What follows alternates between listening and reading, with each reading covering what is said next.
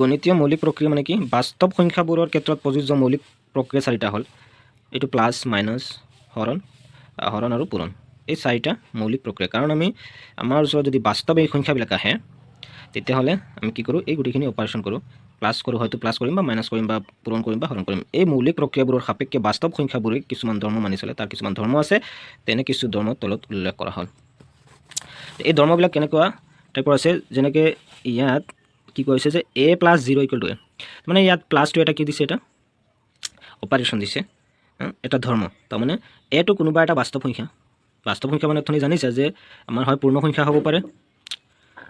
শূন্য হ'ব পাৰে আৰু অপৰিমেয় বা পৰিমেয় যিকোনো এটা হ'ব পাৰে ঠিক আছে তো আমি সাপোজ ধৰিছোঁ এটো কিবা এটা বাস্তৱ সংখ্যা তাৰ লগত যদি আমি শূন্য যোগ কৰোঁ তেতিয়াহ'লে যিটো বাস্তৱ সংখ্যা ধৰিছিলোঁ সেইটোই পাম তাৰ মানে শূন্য মানে কি বেসিক্যালি এইটো মানে একো ভ্যালু নাই যেটো আমি এইটোৰ লগত যোগ কৰিব লগা হয় আমি সাপোজ কৈছোঁ যে এই এৰ মানটো কিমান 2 বুলি ধৰিছোঁ তো 2 ৰ লগত যদি আমি শূন্য যোগ কৰোঁ কিমান পাম 2 পাম ঠিক একেদৰে একো বস্তু বুজোৱা হৈছে যে এই এটো এটা কিবা এটা বাস্তৱ সংখ্যা যাৰ লগত আমি যদি শূন্য যোগ কৰোঁ তেতিয়াহ'লে আমি যিটো বাস্তৱ সংখ্যা আছিলে সেইটোই পাম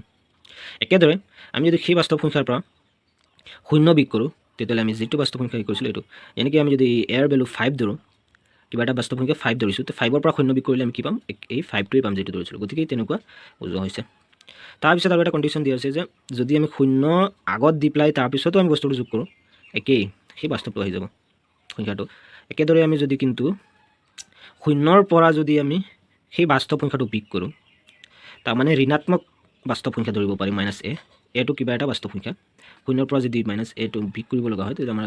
-a হ'ব সাপোজ যদি কৰোঁ আমি যে শূন্য এটা আমাৰ হাতত শূন্য টকা আছে আৰু মই দিব লাগে টকা এটা দিব লাগে কাৰোবাক তেতিয়াহ'লে আমাৰ দিয়া নহ'ব কাৰণ মোৰ তাত শূন্য আছে গতিকে মোৰ এতিয়াও সেই -a টো বাকী আছে দিবলগীয়া গতিকে -a তো এনেকুৱা আমি এইবিলাক বুজিব পাৰি আৰু এটা ফৰ্মুলা ইয়াত দিয়া হৈছে যে 0/a কোনোবা বাস্তৱ সংখ্যাৰ ওপৰত যদি p ৰ ভ্যালুজ p/q ফৰ্মেশ্যনত যদি p ৰ ভ্যালুজটো শূন্য আছে তেতিয়াহ'লে এই গোটেইটো মান কিমান হৈ যাব গৈ পেলাই শূন্য যদি বাস্তৱ সংখ্যাৰ ওপৰত যদি লবৰ মানটো শূন্য আছে গতিকে আমি ইয়াৰ ভ্যালুজটো কিমান পাই যাম 0 ইয়াত যিকোনো ভ্যালু হ'ব পাৰে এৰ ভ্যালুজটো যিকোনো বাস্তৱ সংখ্যা 2 3 4 যদি আমি 0/4 হয় তথাপিও 0 হ'ব কিন্তু যদি আমি a/0 যদি হৰৰ মানটো শূন্য আৰু লবৰ মানটো কিবা বাস্তৱ সংখ্যা আছে তেতিয়া তাৰ অৰ্থটো নিৰৰ্থক হৈ যায় তাৰমানে আমি যদি ওপৰত কিবা এটা ভ্যালু সাপোজ কৰিছোঁ যে 2 আছে 2/0 2/0 যদি আমি চাওঁ তেতিয়াহ'লে তাৰ অৰ্থ কি হৈ যাব নিৰৰ্থক মানে ইনফিনাইট হৈ যাব গৈ পেলাই আৰু a.1 আমি যদি কিবা এটা বস্তু বাস্তৱ সংখ্যাৰ লগত 1 পূৰণ কৰোঁ তেতিয়াহ'লে সেই বাস্তৱ সংখ্যাটোৱে পাম গৈ পেলাই a × 1 আমি ইয়াক স্থান সলাই পেলাই লিখিলে 1.a বা a.1 কৰিব পাৰি a × 1 বা 1 × a = a যেনেকৈ আমি এই 0/a তাৰমানে এটো কিবা এটা বাস্তৱ সংখ্যা = 0 হয় তাৰমানে এৰ মান আমি যিকোনো ভ্যালু ধৰিব পাৰি ধৰিছোঁ আমি যে 0 আমি 5 ধৰিছোঁ তাৰ মানো কিমান হৈ যাব গৈ পেলাই 0 আমি যদি একেদৰে ওপৰত 0 দি পেলাই তলত যদি আমি y লৈছোঁ কিবা এটা বাস্তৱ সংখ্যা তথাপি তাৰ ভ্যালুটো কিমান হৈ যাব গৈ পেলাই 0 ঠিক আছে একেদৰে আমি যদি কোনোবা এটাৰ ওপৰত তাৰ ভ্যালুজটো আছে কিন্তু তলত আছে 0 তেতিয়া তাৰ ভ্যালুজটো কিমান হৈ যাব ইনফিনিট মানে সংজ্ঞাবদ্ধ নহয় বা নিৰৰ্থক যেনেকৈ আমি যদি x কিবা এটা বাস্তৱ সংখ্যা লৈছোঁ তাৰ তলত 0 আছে তেতিয়া তাৰ ভ্যালুটো কিমান হৈ যাব নিৰৰ্থক তো এনেকুৱা আমি কৰিব পাৰি আৰু এই পূৰণ ফলৰ ক্ষেত্ৰতো ইয়াত যদি ডট দিয়া আছে তাৰমানে পূৰণৰ কথাও কোৱা হৈছে এইটো অপাৰেশ্যন যেটো অপাৰেশ্যন ইয়াতে দিয়া আছিলে এই পূৰণটোৰ কোৱা হৈছে গতিকে এনেকুৱা আমি পূৰণ কৰিব পাৰি a.1 তাৰমানে একৰ লগত কিবা বাস্তৱ সংখ্যা পূৰণ কৰিলে আমি সেই বাস্তৱ সংখ্যাটো পাই আছোঁ বা আমি যদি এটোৰ স্থান সলাই দিওঁ 1.a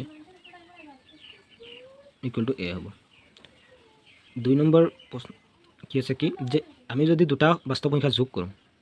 তাৰ স্থান সলালে একে যেনেকৈ a + b = b + a তাৰমানে a লগত যদি আমি b যোগ কৰিছোঁ আমি b লগত a যোগ কৰিলেও একে হ'ব যেনেকৈ আমি ধৰি লৈছোঁ a ৰ ভ্যালুটো 5 ধৰিলোঁ প্লাছ b ৰ ভ্যালুটো আমি কিমান ধৰিলোঁ 6 ধৰিলোঁ একেদৰে যদি আমি আগতে b ৰ ভ্যালুটো ধৰিলোঁ তাৰপিছত আমি কি কৰিলোঁ a ৰ ভ্যালুটো ধৰিলোঁ তথাপি তাৰ অৰ্থটো কিমান হ'ব 6 × 5 = 11 দুইটা যোগ হৈ আছে ইয়াতো 6 × 5 = 11 গতিকে আমি যদি স্থান সলাই দিওঁ এইটোৰ লগত এইটো যোগ বা এইটোৰ লগত এইটো যোগ একেই ভ্যালুটো কি হৈছে সমান হৈছে গতিকে আমি এনেকৈ কৰিব পাৰি তাৰপিছত পূৰণৰ ক্ষেত্ৰতো একে যদিও আমি স্থান সলাই দিওঁ তথাপি তাৰ অৰ্থটো একে থাকে এ পূৰণ ডট মানে একচুৱেলি পূৰণৰ কথা কোৱা হৈছে তো এ পূৰণ বি ইকুৱেল টু কি হ'ব বি পূৰণ এ তাৰমানে যদি আমি এৰ লগত বি পূৰণ কৰোঁ বিৰ লগত এ পূৰণ কৰা একে কথা তাৰমানে যদি এৰ জেগাত আমি 2 ধৰোঁ বিৰ জেগাত যদি আমি 2 ধৰোঁ বা 3 ধৰোঁ তেতিয়াহ'লে 2 3 6 আৰু আগতে 3 ধৰোঁ পাছত 2 ধৰোঁ 21 গতিকে তেনেকৈ আমি কৰিব পাৰিম কিন্তু এই বস্তুটো যদি আমি হৰণৰ ক্ষেত্ৰত চাওঁ হৰণৰ ক্ষেত্ৰত কিন্তু বস্তুটো প্ৰযোজ্য নহয় কাৰণ যদি আমি এ টু 5 আছে বা এটো আমি ধৰিছোঁ 10 আছে 10 হৰণ বিৰ মানে আমি 2 ধৰিছোঁ তেতিয়াহ'লে 10ক 2ৰে ভাগ কৰিলে কিমান পাম 5 পাম তো একে জেগাত যদি উল্টাই দিওঁ বিৰ জেগাত এইটো জেগাত যিহেতু আমি 2 ধৰিছিলোঁ এইটো আমি 10 ধৰিছিলোঁ গতিকে কি হ'ব এইটো হৰণ কৰিলে ইয়াত 2/10 ইয়াৰ ভেলুজটো বদলি যাব কিমান হ'ব 0.2 হৈ যাব এই সাইডত 0.2 এই সাইডত 5 তো 5 ইজ নট ইকুৱেল টু 0.2 গতিকে এইটো কি হ'ব তেনেকুৱা নহয় মানে হৰণৰ ক্ষেত্ৰত আমি স্থান সলাব নোৱাৰি বাট পূৰণ আৰু যোগৰ ক্ষেত্ৰত আমি কি কৰিব পাৰি স্থানটো সলাব পাৰিম তাৰপিছত এটা কণ্ডিশ্যন দিয়া আছে যে a plus b plus c equal to a plus b plus c a plus b plus c আমি এই দুটা আগতে যোগ কৰি লৈছোঁ কৰি পেলাই তাৰ লগত যদি আমি a যোগ কৰোঁ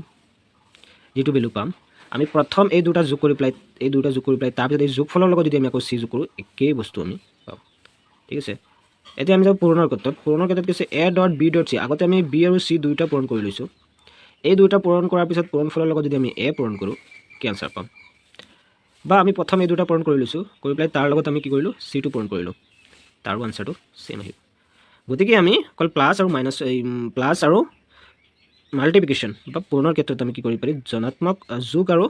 পূৰণৰ ক্ষেত্ৰত আমি এই বস্তুখিনি আমি ধৰ্মখিনি আমি কৰিব পাৰি কিন্তু এই 2 নম্বৰ আৰু 3 নম্বৰ ধৰ্মবোৰ বিয়োগ আৰু হৰণ প্ৰক্ৰিয়াত বিফল মানে এই 2 নম্বৰ যিটো ধৰ্ম হৈছে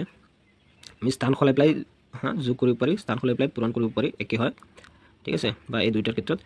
এই দুইটা ধৰ্ম কিন্তু আমি কি কৰিব পাৰি কাৰণ ইয়াত আমি দেখাইছোঁ যে হৰণৰ ক্ষেত্ৰত কি হ'ব বস্তুটো বেলেগ বেলেগ হৈ যাব ঠিক আছে 4 নম্বৰ কি কৈছে ফৰ্মুলাত যে a dot b plus c এই দুটা যোগ কৰি তাৰ লগত আমি a পূৰণ কৰোঁ তো এই বস্তুটো আমি কেনেকৈ কৰিম যেহেতু এই দুটা পূৰণ হৈছে হ'ল এইটোৰ লগত a is whole into b plus c এই দুইটাৰ যোগফলৰ লগতহে এটো পূৰণ হৈছে গতিকে হয়তো আমি এইটো এনেকৈ কৰিব পাৰি দুটা আগতে যোগ কৰি ল'লোঁ কৰি তাৰ লগত আমি এইটো পূৰণ কৰিলে আমি আনচাৰটো পাই যাম বা এইটো যদি আমি সৰল কৰোঁ তেতিয়াহ'লে আমি কি কৰিম এটো এই দুইটাৰ লগত পূৰণ হৈছে মাজতে যোগটো হৈছে তাৰমানে এটো এবাৰ এইটোৰ লগত পূৰণ হৈছে এইটো এবাৰ চিৰ লগত পূৰণ হৈছে গতিকে মাজত যোগটো থাকি যাব গতিকে এইটো আমি চিম্পলিফিকেশ্যন কেনেকৈ কৰিম কাৰণ এইটো দুইটাৰ লগত হ'ল পূৰণ ব্ৰেকেটে হ'ল পূৰণ বুজাইছে তাৰমানে এইটো দুইটাৰ লগত পূৰণ হৈছে গতিকে আমি এইটো কেনেকৈ সৰল কৰিম প্ৰথম এ বিৰ লগত পূৰণ কৰিম তাৰপিছত মাজত যোগটো থাকিব আৰু এটো চিৰ লগত পূৰণ কৰিম একেদৰে যদি এইটো আগত দি দিছোঁ ধৰিছোঁ a প্লাছ b তাৰপিছত c একে কথা যে c টো দুইটাৰ লগত কি হৈছে হ'ল পূৰণ তাৰমানে এই c টো প্ৰথম a লগত পূৰণ হ'ব আৰু c টো পাছত b লগত পূৰণ হ'ব গতিকে a ডট c a প্ৰথম c লগত পূৰণ হ'ল যোগ b dot c b c লগত পূৰণ হ'ল তো এনেধৰণে আমি কৰিব পাৰিম এটা যিকোনো বাস্তৱ সংখ্যা এৰ ক্ষেত্ৰত পূৰণ প্ৰক্ৰিয়াক সূচক বিধিৰে প্ৰকাশ কৰিব পাৰি সূচক বিধি কিছুমান আছে যিকোনো বাস্তৱ সংখ্যা এৰ ক্ষেত্ৰত পূৰণ প্ৰক্ৰিয়াক সূচক বিধিৰো আমি কি কৰিব পাৰি প্ৰকাশ কৰিব পাৰি যেনেকৈ আমি a ডট a মানে a পূৰণ a ইয়াত দুটা এৰ পূৰণ হৈ আছে এই পূৰণ দুটাক আমি একেলগে a স্কোৱাৰ বুলি লিখিব পাৰি বৰ্গ হিচাপত তাৰমানে a স্কোৱাৰ মানে হ'ল a দুটাৰ পূৰণ গতিকে ইয়াত সূচক বিধি ব্যৱহাৰ কৰা হৈছে ইয়াত সূচক এইটো আকৌ যদি আমি তিনিটা a দি পূৰণ কৰোঁ তাৰমানে a পূৰণ a একেটা বস্তুৰ তিনিটাৰ পূৰণ হৈছে গতিকে আমি a টো লৈ টোটেল কেইটা আছে তিনিটা গতিকে a কিউব কৰি দিলোঁ ঘন তিনিটা পূৰণ গতিকে a3 বা a টু দি পাৱাৰ 3 বুলি ক'ব পাৰি বা a কিউব তেনেকৈ আমি যদি এ এনেকৈ ডট ডট ডট মানে এনটা টাৰ্ম এন সংখ্যক টাৰ্ম যদি কৰোঁ তাৰমানে ধৰিছোঁ যে এনটা টোটেল কেইটা পূৰণ হৈছে এনটাৰ পূৰণ হৈছে গতিকে ইয়াত আমি লিখিব পাৰি a two the power n যদি 5টাৰ পূৰণ হৈছে তো আমি a টু দি পাৱাৰ 5 লিখিম যেহেতু ডট দিয়া আছে তাৰমানে n সংখ্যক n যিকোনো নম্বৰ হ'ব পাৰে গতিকে যিমান নম্বৰলৈকে এইটো যাব পূৰণ হ'ব গতিকে সেই নম্বৰটো আমি ওপৰত লিখি দিম গতিকে a power n a two the power n n হ'ল a two the power n মানে হ'ল a ৰ n ঘাত n হ'ল a two the power n ৰ সূচক n টো হ'ল a two the power n যিটো আছে তাৰ সূচকটো হ'ল n আৰু এইটোৰ ভূমিটো হ'ল a তো ইয়াত ভূমি আৰু সূচকৰ কথা ক'লে সূচকটো হ'ব তাৰ পাৱাৰটো আৰু ঘাতটো হ'ব তাৰ তলত থকা যিটো আছে সেইটো সূচক বিধিবোৰ হ'ল কিছুমান সূচক বিধি আছে যে যদি a পাৱাৰ m মানে a mটাৰ পূৰণ হৈ আছে তাক এনেকৈ লিখা হৈছে পূৰণ কৰা হৈছে আকৌ a two the power n তাৰমানে a টোটেল কেইটা আছে mটাৰ পূৰণ ইয়াত a টু দি পাৱাৰ nটাৰ পূৰণ আকৌ এই দুইটা কি হৈছে পূৰণ হৈছে গতিকে ইয়াৰ ভূমি এইটোৰ ভূমি আৰু এইটোৰ ভূমি কিছু সমান এইটোৰ ভূমি কিমান আছে a এইটোৰ ভূমি আছে a আৰু সূচক ইয়াৰ আছে এম, ইয়াৰ সূচক এম এন, গতিকে সূচকবিলাক বেলেগ বেলেগ কিন্তু ভূমিবিলাক সমান আছে। গতিকে যদি ভূমি সমান থাকে তেতিয়াহ'লে আমি এইবিলাক পূৰণ কৰোঁতে তাৰ নতুন এটা ফৰ্মুলা আছে, সেই ফৰ্মুলাটো হ'ল যে আমি ভূমি দুইটাৰ পৰা এটা ভূমি ল'ম আৰু সূচক দুইটা আমি কি কৰি দিম, যোগ কৰি দিম অকল পূৰণৰ ক্ষেত্ৰত। তো আমি কি কৰিছোঁ,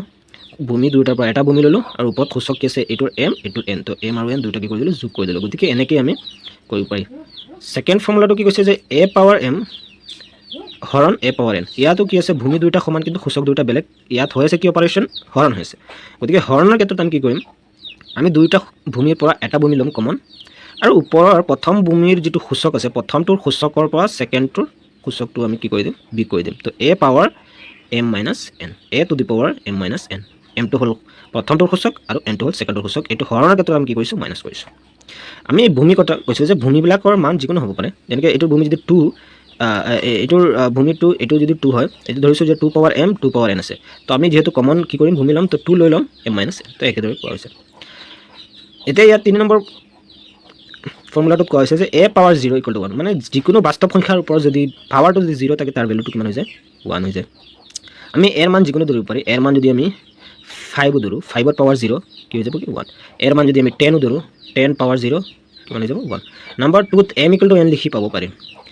নাম্বাৰ 2ত কৈছে কি এম ইকুৱেল টু এন লিখি পাব পাৰি। যদি আমি নাম্বাৰ 2ত এমৰ মান যদি এনো লিখি দিওঁ, ছাপ'জ কৰিছোঁ এমৰ মান যদি এনো লিখি দিওঁ, তথাপিও আমি এইটো কি পাই যাম, এইটো পাই যাম। তাৰমানে যদি আমি এই দুইটাৰ সূচক যদি সমান হৈ যায়, ধৰিছোঁ যে A to the power N, A to the power N, মানে সমান সমান বস্তুৰ হৰণ কৰিলে কিমান পাম, আমি 1 পাম না। এ টু দি পাৱাৰ এন হৰণ এ টু দি পাৱাৰ এন, এমৰ মানটো এন ধৰি দিছোঁ, তেতিয়া কি হ'ব, সূচক এটা ভূমি এটা আহি গ'ল, আৰু ইয়াত এমৰটো এন ধৰি দিলোঁ, গতিকে এন মাইনাছ এন, তো এন মাইনাছ এন মানে কিমান, 0, এ পাৱাৰ 0 মানে 1। ঠিক আছে, তো আমি এনেকৈ পাব পাৰিম। 4 নম্বৰ ফৰ্মুলাত কি কৈছে যে A power minus N, A to the power minus N যদি মাইনাছ যদি থাকে, যদি পাৱাৰত মাইনাছ থাকে, তেতিয়াহ'লে আমি ইয়াত লিখিব পাৰি 1 by A power N plus N হৈ যাব গৈ পেলাই। এইটো ফৰ্মুলা এনেকুৱা যে কিবা এটা বাস্তৱ সংখ্যাৰ ওপৰত যদি পাৱাৰ যদি মাইনাছ সূচক কিবা থাকে, তেতিয়াহ'লে তাক আমি ইকুৱেল টু আমি 1ৰ তলত লিখিব পাৰি, -2 1ৰ তলত লিখি দিলে -2 উল্টি যাব, -2 কি হৈ যাব, গুচি যাব, প্লাছ হৈ যাব এ পাৱাৰ এন। ঠিক আছে, এইটো আমি উল্টাই দিলে অক্ষৰটো পাব পাৰি। যদি আমি এইটো উল্টাই দিওঁ কি হৈ যাব, যদি আমি A power minus N equal to হৈ যাব এইটো। তো A to the power minus N যদি থাকে, আমি কি কৰিম, মাইনাছ কিবা এটা ভেলু যদি থাকে, পাৱাৰ যদি মাইনাছত থাকে, তেতিয়াহ'লে আমি তাক 1ৰ তলত লিখি পেলাই আমি -2 উঠাই দিব পাৰি, আৰু এনেকৈ এ পাৱাৰ এন প্লাছ এন লিখিব পাৰি। 5 নম্বৰ কণ্ডিশ্যনটো হৈছে যে এ পাৱাৰ এম তাৰপিছত আকৌ এম, তাৰমানে গোটেইখিনি পূৰণ হৈ আছে, এ টু দি পাৱাৰ এম তাৰ লগত এম। গতিকে ইয়াক আমি এনেকৈ লিখিব পাৰি, ইয়াৰ ভূমিটো এম আছে, এ আছে, আৰু সূচক ইয়াৰ এমো আছে এনো আছে, দুইটা বাহিৰত দি আছে। গতিকে এইটো কিন্তু সদায় এই দুটাৰ লগত পূৰণ হ'ব। গতিকে আমি এ পাৱাৰ এম আৰু এন লিখিব পাৰিম, বা এইটো আমি স্থান সলাব পাৰিম। আমি আগতে চাই আহিছোঁ যে পূৰণত আমাৰ ভেলুবিলাকৰ স্থান সলালে একো নহয়। গতিকে আমি এ টু দি পাৱাৰ এন আগতে দি এম পিছত দিও আমি লিখিব পাৰিম, পূৰণৰ ক্ষেত্ৰত একো বাধা নাই। 6 নম্বৰ হৈছে A B whole to the power M, মানে এই দুইটাৰ ওপৰত কিছু এম আছে, যেহেতু ব্ৰেকেট দি বুজোৱা হৈছে তাৰ ওপৰত এম, মানে এ বি এনেই পূৰণ হৈ আছে, তাৰ হোল পাৱাৰ এম, এমটো দুইটাৰ পূৰণ হৈছে, পাৱাৰ হৈছে, দুইটাৰ পাৱাৰ হৈছে এম। গতিকে আমি এনেকৈ লিখিব পাৰি এ পাৱাৰ এম ডট মানে পূৰণ, বি পাৱাৰ এম। এই এ বি মানে এ পূৰণ বি, তাৰ হোল পাৱাৰ এম হৈছে, তাৰমানে A power M B power M লগতে। তো একেদৰে A dot B dot C whole to the power M, এই তিনিটাৰ কি হৈছে, whole to the power M, তিনিটাৰ ওপৰত পাৱাৰ এম আছে। গতিকে আমি ইয়াক A to the power M, B to the power M, C power M, মাজত কি আছে পূৰণ এনেকৈ লিখিব পাৰি। 7 নম্বৰ ফৰ্মুলাটো A by B whole to the power কিমান আছে, এম আছে, তাৰমানে এমটো এই দুইটাৰ ওপৰত কি আছে, পাৱাৰ হৈছে। গতিকে A to the power M, B to the power M বুলি আমি লিখিব পাৰিম এনেকৈ আমি। এতিয়া আমি 8 নম্বৰ ফৰ্মুলাটোত আহোঁ। ইয়াতে কি লিখা আছে যে এ বাই বি তাৰ হোল পাৱাৰ কি আছে, M by N, whole to the power M by N. তাৰমানে এই এম বাই এনটো ইয়াৰ ওপৰতো আছে পাৱাৰ, ইয়াৰ ওপৰতো পাৱাৰ আছে। তো ইয়াক আমি এনেদৰে লিখিব পাৰি, আমি থাৰ্ড ব্ৰেকেটৰ ভিতৰত দি পেলাই আমি এই এ বি ভিতৰত দি পেলাই আমি এম বাই এনক 1 বাই এন ইনটু এম লিখিব পাৰিম। তাৰমানে 1 বাই এন ইনটু এম, আমি জানো যে এম এই বস্তুবিলাকৰ পূৰণ হ'লে আমি একো কৰিব পাৰি, কাৰণ এই এমটো ইয়াৰ লগতে পূৰণ হৈ আছে। আগৰ ফৰ্মুলাটোত পাই আহিছিলোঁ যে 1 বাই এন ইনটু এম, এই দুইটা যদি আমি কেলকুলেট কৰোঁ কি হ'ব, এম ইনটু 1, এমটো ওপৰত বস্তু, গতিকে এম ইনটু 1 মানে এম বাই এনে হ'ব, এম বাই এনক আমি 1 বাই এন হোল ইনটু এম লিখিব পাৰিম। ঠিক আছে, গতিকে এ by B whole power 1 by N যিটো আছে তাক আমি কি লিখিব পাৰিম, 1 বাই এন ইনটু এম লিখিব পাৰিম, কাৰণ এইবিলাক পাৱাৰ হয় আৰু পূৰণ হৈ আছে। গতিকে পূৰণ বস্তুবিলাক আমি লিখিব, এম বাই এনক আমি 1 বাই এন ইনটু এম লিখিব পাৰি। ঠিক আছে, ইকুৱেল টু আমি একেদৰে আমি যদি এইবাৰ এমটো ভিতৰত দি পেলাই 1 বাই এনটো বাহিৰত দিওঁ, একেই কথা, আমি এমটো ভিতৰত দি পেলাই 1 বাই এনটো লিখিব পাৰি, কাৰণ এই দুটা যদি আমি পূৰণ কৰোঁ এই দুটাৰ ভেলুটোও আহি যায় এম বাই এন। ঠিক আছে, তো এনেকৈ আমি লিখিব পাৰি। আকৌ 9 নম্বৰ কণ্ডিশ্যনটো হ'ল কি যে এ বাই বি তাৰ whole to the power minus N. একেই কথা আমি আগতে যিটো কণ্ডিশ্যন পাই আছিলোঁ তাত কি আছিলে যে কিবা এটা বাস্তৱ সংখ্যাৰ ওপৰত যদি মাইনাছ এন বা মাইনাছ কিবা থাকে ভেলু পাৱাৰটো তেতিয়াহ'লে আমি তাক 1ৰ তলত লিখোঁ, হয় নে নহয়? তো ইয়াক যদি আমি 1ৰ তলত লিখোঁ কিমান হ'ব? 1 by A B whole to the power কিমান হ'ব? এন হ'ব, প্লাছ এন। তো এই বস্তুটোক আমি ধনাত্মক কৰিবলৈ হ'লে আমি যদি এই বস্তুটো উল্টাই দিওঁ, এইটো নতুন এটা ফৰ্মুলা দিয়া হৈছে যে A by B whole to the power কিমান আছে? মাইনাছ এন আছে। এইটোক আমি যদি প্লাছ এন কৰিব বিচাৰোঁ পাৱাৰটো, তেতিয়াহ'লে আমি ভিতৰৰ দুইটা উল্টাই দিব লাগিব। তাৰমানে এটো তলত দিম, বিটো ওপৰত দিম, তেতিয়া এইটোৰ মাইনাছটো কি হৈ যাব? চেঞ্জ হৈ যাব। গতিকে আমি কি কৰিছোঁ? এটো তলত আৰু বিটো ওপৰত দি দিছোঁ, গতিকে এই মাইনাছটো কি হৈ গুচি গৈ পেলাই প্লাছ এন হৈছে। গতিকে এনেকুৱা যদি আমি ভগ্নাংশত থাকে কিবা এটা, তেতিয়াহ'লে আমি কি কৰিব পাৰিম? আমি এইটো উল্টাই দিম, ইয়াৰ লবটো হৰত আৰু হৰটো লগত দি দিলে মাইনাছ পাৱাৰটো কি হৈ যাব? প্লাছ পাৱাৰত কনভাৰ্ট হৈ যাব। আৰু যিহেতু এনটো এতিয়া দুইটাৰ ওপৰত পাৱাৰ হৈ আছে, গতিকে বি পাৱাৰ এন আৰু এ পাৱাৰ এন আমি এনেকৈ লিখিব পাৰিম। ঠিক আছে।